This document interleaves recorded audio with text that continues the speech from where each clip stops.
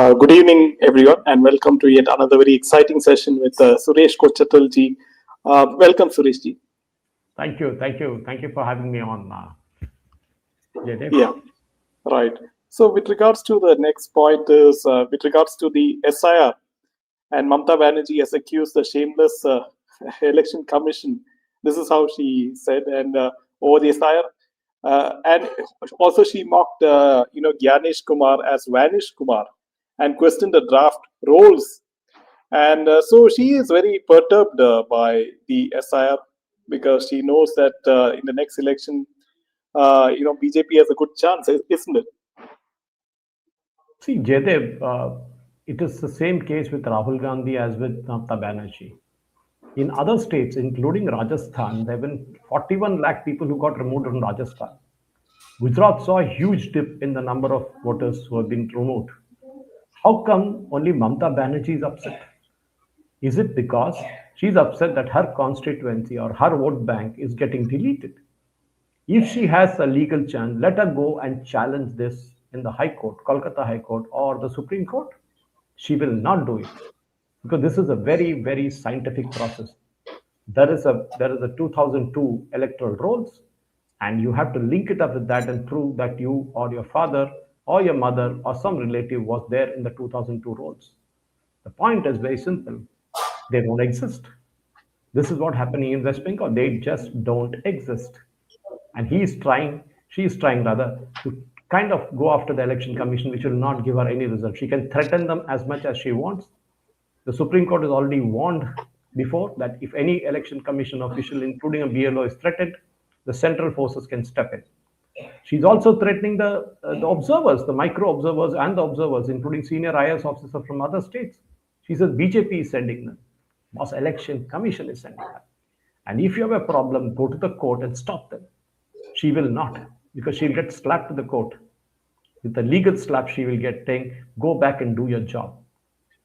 I'm telling you, this is something that BJP should also be doing, challenging Mamta Banerjee every way. Prove that, that entire electoral rolls that she had all along was fake. There are going to be crore of voters, 1 crore 10 lakh voters who are in excess in West Bengal. As per a study that was published in what newspaper? The Telegraph and the Hindu, both of which are anti-Modi. They published the study saying there are 1 crore 10 lakh excess voters in West Bengal electoral rolls. And that is a true figure. Right now, it's only 58 lakhs who have been removed, but there are more than 1 crore 25 lakh people who have been called for hearing. And they will have to prove that they do exist compared to the 2002 rolls. And that is going to be a tough task, Jaydev. And Mamta Banerjee has every reason to go mad because her entire electoral fortunes is slipping right under her feet.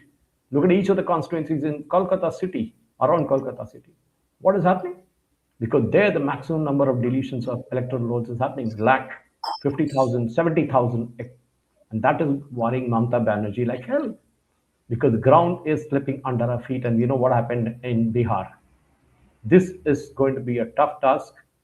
I'm doing an analysis to see, it'll take me some time now, at least 10 or 15 days, to see what are the winning margins in each of the constituencies where the number of voters have decreased.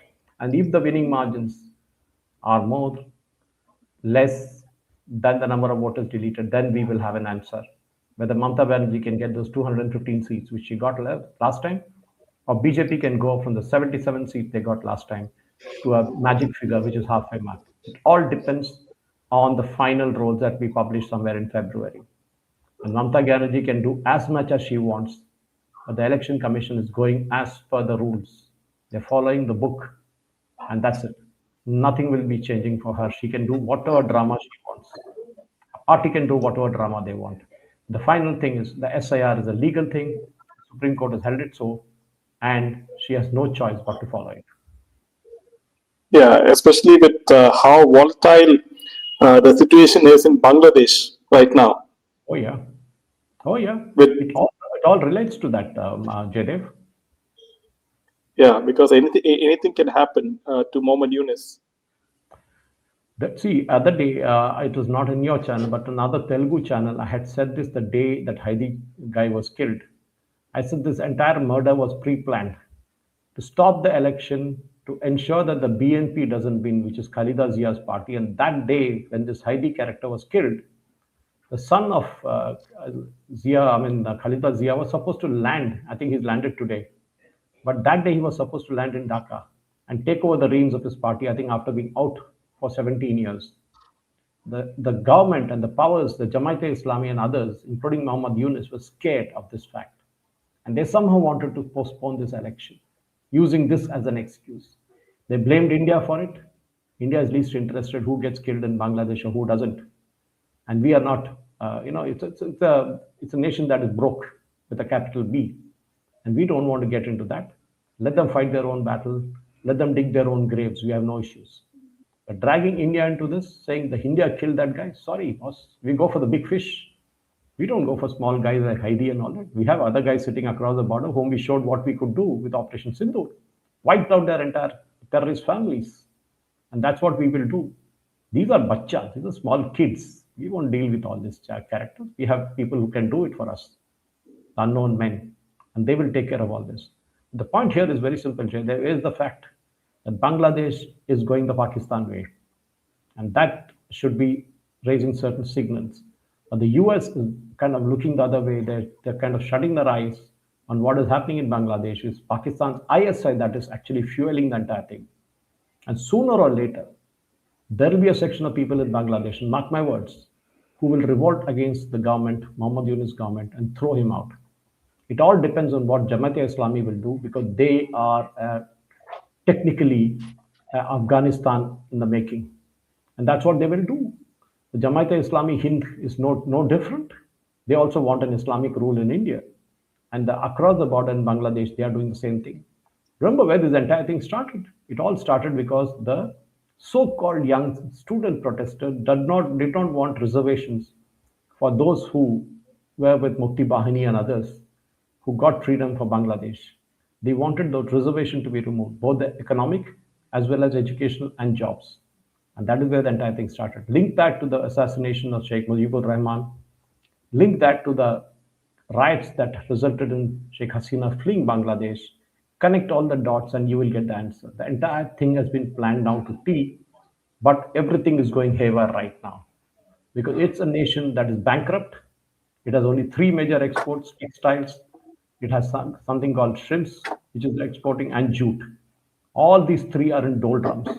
And sooner or later, mark my word, Jaydev, Muhammad Yunus who cannot even sign a check for Bangladesh, will be forced to flee, just like the fake Nobel Prize that he got for doing something which he claimed was setting the banking system different, or making banking system bankable for the poor. We all know that was a Ponzi scheme. And today, his so-called bank is bankrupt. And this gentleman, Mr. Muhammad Yunus, needs to be exposed. He is a plant planted by we know who. I don't want to say that in an open forum like this, but it's very, very obvious that he was planted by some people there who wanted him to be there. People who give away Magsaysay awards and people who give away Nobel Prizes. And he wanted that. And that is why he was brought in, because he gives a certain element of credibility. And imagine, these are people who claim that they know everything how to run a country, and they can't even control the riots in the country. The killing of Dipu was a horror thing. And we should know what happened with the ISIS. This was an ISIS kind of killing. And sooner or later, the United States will realize this when these same guys, the same Islamists who will tie up with ISIS, will go after the US forces like they did in Afghanistan, and the US will be forced to flee like they did in Afghanistan. And that will happen. Maybe it may take a couple of years, but sooner or later, the Islamization of Bangladesh will happen. Whether Pakistan will have a role in it or not is a bigger question. And that, Jaydev, will change the entire face of Bangladesh. Will Bangladesh exist as a nation after that is a question. Whether they'll break up into pieces, with Chittagong going different way, with northern Bangladesh going a different way, and of course, Dhaka and its surrounding areas saying we are different, we don't want to be with Bangladesh. That is what will happen sooner or later. Yeah. Also, India has a lot of concern for the national security. Thanks to the volatile situation in Bangladesh as well, because Hafiz Saeed is said to plan attacks sitting in Bangladesh. There was a report. Yeah, see, that is what I've said. This entire thing is an ISIS game. More than the US, it is the ISIS which is playing a game there. Because, see, they will never forget the humiliation which they suffered in 71, the surrender which they had to do, 93,000 men dropping their weapons and surrendering before the Indian armed forces. That insult will never go away. They want to correct that kind of image that they did. And they will go any length to do it. And with United States now looking the other way around, imagine the US embassy, the UK embassy all put out an obituary for a guy who called for the destruction of India.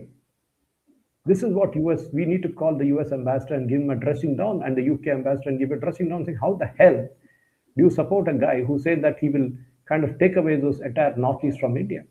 This is what we need to ask. Suppose we do the same thing to the US tomorrow. We will support a gentleman or an organization which says that we will split US into half and sell it to Russia, or do the same with UK when the same thing happens and say Ireland wants to separate out. Will the UK agree to it? They will holler.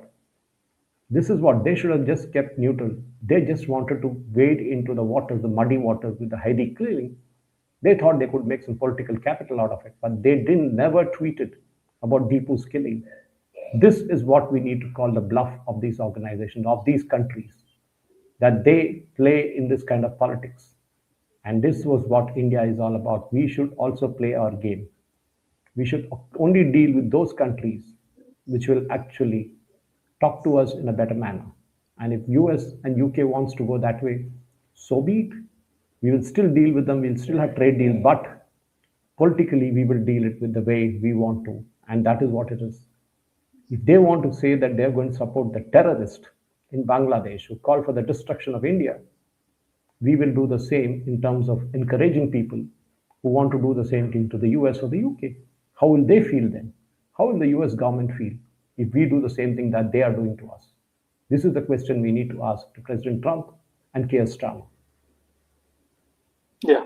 Coming to the last point, Sureshi, is that Dhruv Rathee, he has criticized Dhurandhar, the film, accusing the film of pushing false propaganda and selling lies. So this is another one. See, I don't know who takes Dhruv Rathi seriously. The entire thing that is, moment his video comes up, you'll see some 9 lakh views happening. It is bots. The entire thing is run by bots today. And the guys who watch him, I mean, what is wrong in Dhurandhar? Pakistan is saying it is correct. Those guys who are there are actually done this kind of stuff, and that is what Pakistan is saying. But the problem is simple. Dhruv Rathi doesn't like it. And who is Dhruv Rathi speaking for? The Indian National Congress. He's funded by them. He's funded by the Open Society Foundation. So all that crap that he talks about does good for the movie. He's another Rahul Gandhi version 2.0. That every time he talks, he gets more votes for the BJP. Every time Dhruv Rathi, like, the Dhurandhar movie is doing even better and better and better. And that is what happened. Nothing is wrong in the movie. Everything was shown was what was right. And sure enough, Dhruv Rathi example should be set out to show how he kind of belittles India and its image. I don't know why YouTube is not asked to take down his account. We should all demand, the Indian government should straight away tell YouTube.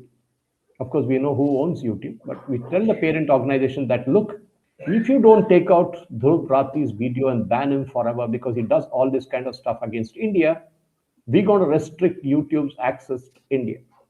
You'll see them panicking because they get 8,000 crores worth of advertising from India. And that is the moment they will run for cover and they will ensure that this Dhruv Rathi character is taken. I don't know why the Modi government is not doing, why the Ministry of Home Affairs is not doing, why the Ministry of Information Broadcasting is not doing it. They should ban this account. Not that he cannot come another way, he will. But each way we will play a game of chess with him. If he goes this way, we will play another game. Dhruv Rathi needs to be taken down. Dhruv Rathi needs to be kind of countered, and we will counter him. A lot of us are doing it. It is not that we are not doing it. We are doing it. But the point is very simple, is that because we are not able to kind of get the same mileage, same number of bots which he is doing, which is a very, very organized one, by the way. I have my doubts whether the team in YouTube, especially some jihadi elements sitting in different countries who control the back-end algorithm, is rewriting the algorithm for them. He's doing it for Dhruv Rathi. That is why. But I never watch his videos. Never. I think once or twice I just glanced it long back, but after that I said this guy is not worth my time because the entire thing is fake. If you analyze piece by piece by piece what he does, the entire thing is a fake stuff. What is wrong in Dhurandhar? Pakistan is saying it's correct. They were the character like that. That's what they did. And did 26/11 not happen? Did the Mumbai riots not happen? This is what we need to ask. This is exactly what they did. And when we say that parliament attack happened, he's saying parliament attack didn't happen. This guy is to be taken to task. Indian government should have gone to the court and got his account done. He should have filed for damages which are so huge that he will never dare step out and issue an international red corner notice for him that he should be wanted in India. And then you will see the entire game changing. All this so-called human rights activists will rise up for him. And the Congress party will say, oh, Modi is scared of Dhruv. Rathee. Crap. He did so many other things before the 2024 elections. He tried his best, but nothing worked. He will keep trying. I think the problem is very simple, Jaydev. We are giving him more publicity. If he stop reacting to what he does, or if he stop reacting to what he says, nobody will watch him. It's only the Congress guys who will watch him, the communist guys will watch him, the jihadis in India who will watch him. Nobody else will watch him. The true Indians will never watch a crap like Dhruv Rathee. And for me, that is the most important. There are many other things, many other better things in life to watch than watching a rant by somebody sitting in Germany and claiming conspiracy theories.